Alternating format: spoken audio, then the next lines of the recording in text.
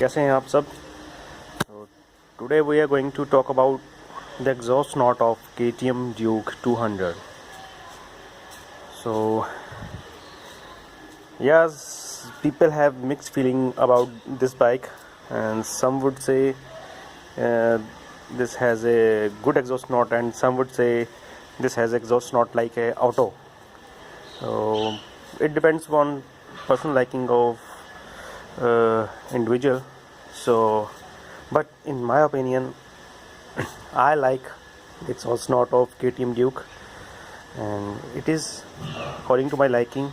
And yeah, it sounds much better than many other bikes available in the market in same category.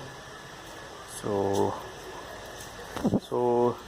let's stop talking and comes to the main topic.